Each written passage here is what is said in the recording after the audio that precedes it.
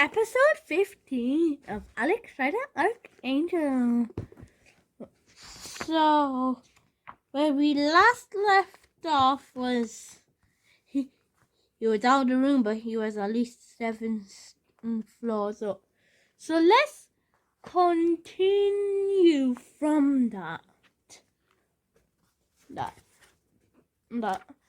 In an abandoned building that had been set on fire, he wasn't safe yet. The crackling of flames was louder out in the corridor. Blocks of flats had seemed damp, musty to Alex, but it was going up like a torch. He could feel the heat in the air. The end of the corridor where he had been interrogated. It was shimmering in the heat haze. Where was the fire brigade? Alex noticed the fire alarm set in the wall.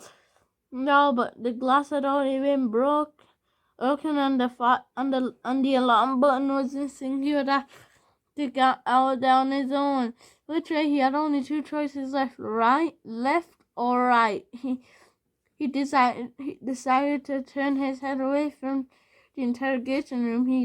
He hadn't seen a staircase where he'd been taken to meet Casper, but there might be in one of the directions. Smoke trickled up through the floorboards. It was hung eerily in the doorway. Soon it would be impossible to see.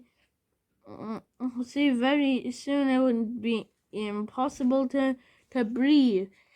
He sprinted past the first room where he had been held and continued down the corridor, passing a set of lift doors. He hadn't think about trying the lift. Nothing in the building worked. The doors were welded shut. But next to the lift was what he was looking for, a staircase leading up and down. The steps were made out of concrete, zigzagging around the lift shaft. He rested his hands briefly on the metal stair rail.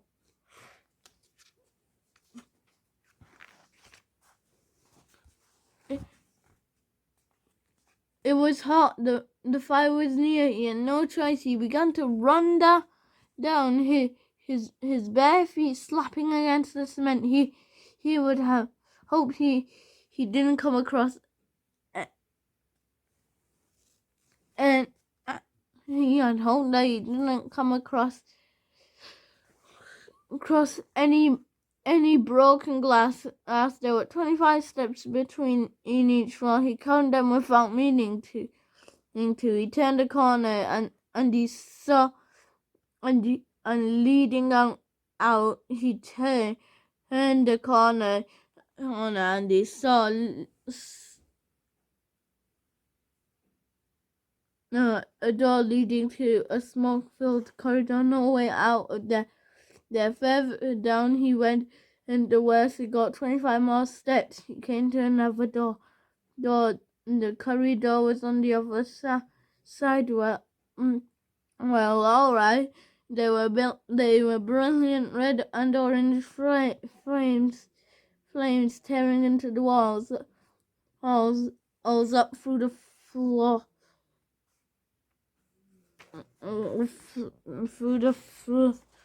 Floor, devouring everything in their path. Alex was shocked by their speed and elemental strength. He had to put a hand to protect himself, to stop his cheek from burning. He continued down, forcefully started the blaze on the ground floor, allowing the air to carry the flame upwards. As Alex reached the 3rd floor, he began the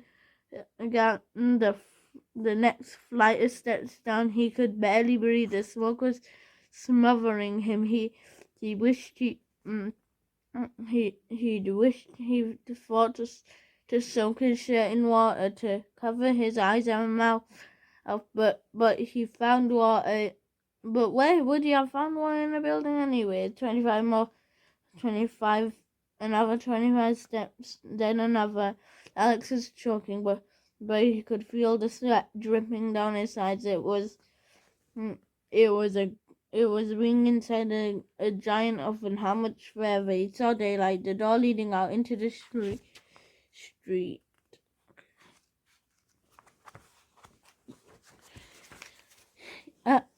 And when Combat Jacket appeared, a nightmare creature stepping out of nowhere, as if in slow motion. His gun raised it in front of him. Alex saw the muzzle flash and threw himself backward. The bullet shot past centimeters above him. He landed awkwardly on the stairs. He was already rolling as a second bullet spat into the concrete, sending fragments of the cement flying into the side of his face. Somehow he scrambled to his feet and began to climb up again. Combat Jacket fired twice more, but for a brief moment the smoke was on Alex's side. The bullets missed. Alex turned the corner. He didn't stop until he was back on the first floor. He felt sick, a mixture of fury and despair. He'd almost made it. What was Combat Jacket doing there, waiting for him? He had guessed that Alex might somehow manage to escape. It made no sense. He couldn't think about it now. Now he was still trapped in a burning building and was rapidly running out of options. It was getting harder and harder to breathe. He looked along the corridor. There was a furnace. He couldn't get his way. He couldn't go that way. He could only go down, and that left only up. Really, he started to climb. He made it to the second floor of just seconds where he was. He continued upwards. Upwards, there was a sudden rush of flames and a crash as part of the ceiling collapsed. Burning wood, metal, glass concentrated down the fire hydrant. The stairs now on its way down.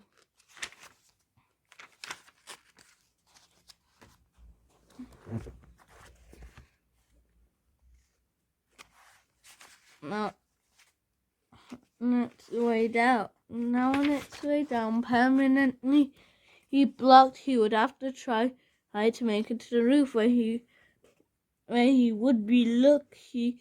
The police and fire brigade would be on his way. Would be on the way. There might be helicopters. Alex kept climbing. His hands were black. His face was streaked with tears. He didn't stop.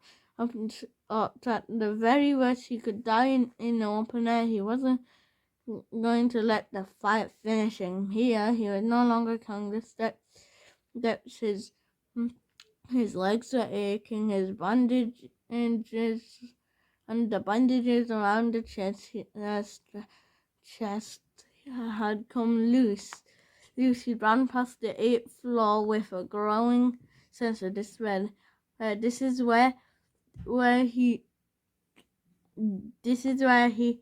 had begun, and forcing himself on, continued to climb past the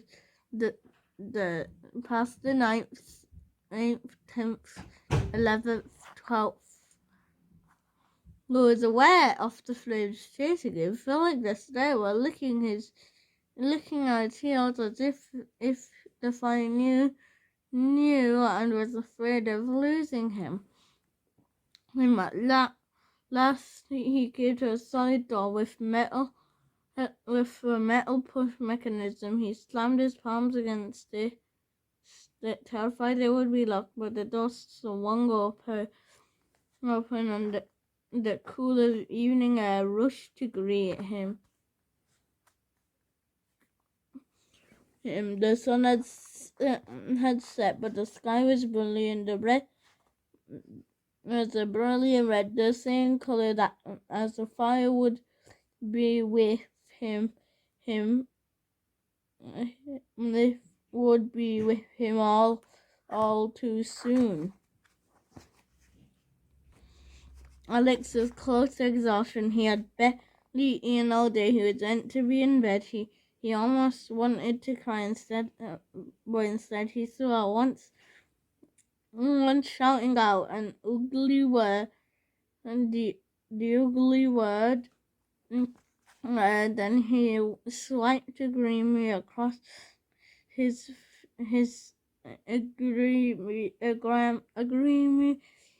sleeve across his face and looked around. He was on the roof, 15 stories up. He could see a water tank in front of him and a brick building that housed the cables for the lift. Well, there were no working lifts, but probably no, and there was probably no water either, so neither of them would help him. At some stage, builders would have carried some work up here. They had left a few lengths of scaffolding and plastic, the piping, the cement mix, piping as well as a cement mix, and two buckets of them half filled with cement, and that had long ago dried and solidified. Alex ran to the edge of the roof searching for a fire escape down. You could feel the tarmac and the soles of his feet. It was already hot. Soon it would begin to melt. There was no fire escape. There was no way down. He could see the street far below. Oh, no cars, no pedestrians. He was in some sort of industrial district in East London. The whole area looked like it was condoned of waiting for the money that would make redevelopment was possible.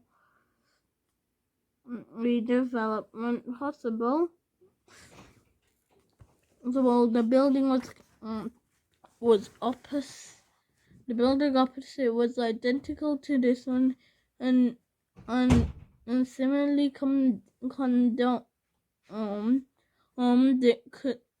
it stood less than 50 meters away, connected by the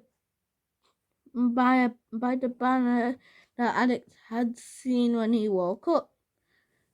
Hunt Towers, soon to be an exciting new development for East London.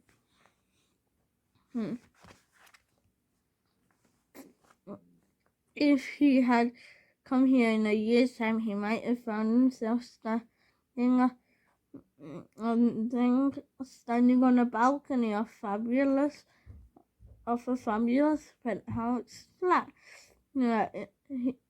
Alex took in the view. He could see the river famed in front of him. The O2 Arena sat on a smooth land with water bending around it. So that's the end for this video.